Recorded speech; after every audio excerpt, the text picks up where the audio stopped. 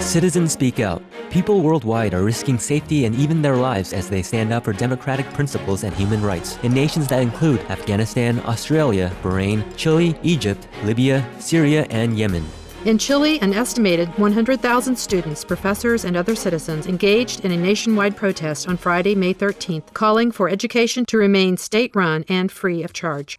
Hundreds of Afghans demonstrated Saturday in eastern Nangarhar province, angered by the rising toll of innocent deaths by foreign troops. The most recent was a 15-year-old local boy who was mistakenly killed by North Atlantic Treaty Organization, or NATO, troops on Friday. The boy's death comes after a policeman and a girl were killed Thursday by NATO-led troops in the same province. Saturday's protest also left at least one other person dead and several more injured when police fired to quell the crowd.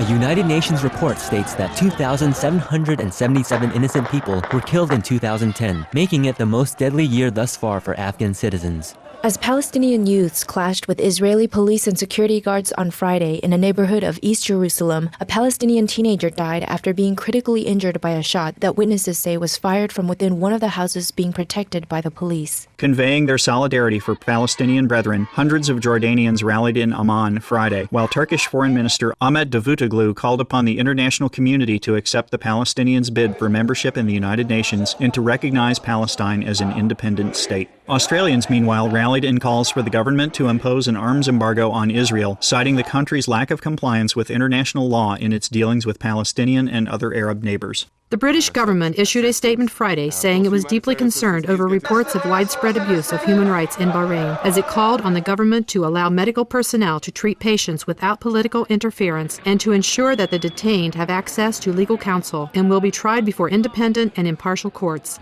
Meanwhile, protesters continued to take to the streets on Friday, shouting that neither tanks, attack helicopters, nor guns could stop them from calling for their rights.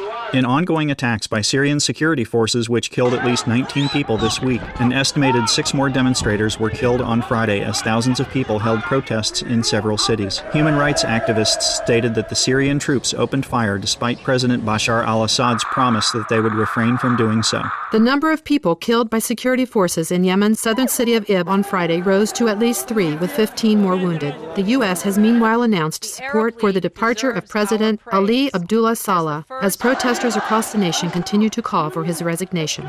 On Friday, the Russian government urged Libya's conflicting parties to begin dialogue without preconditions toward a peaceful agreement. Meanwhile, the International Organization of Migration airlifted nearly 4,000 stranded migrants, mostly Chadian, many of whom were suffering from dehydration, exhaustion, and illness. On Friday, some 1,000 additional migrants arrived on Italy's Lampedusa island seeking asylum. In sadness for the loss of precious life, we pray for an end to all conflicts and that people in every country join in choosing peace so that all may live in shared safety, freedom, and tranquility.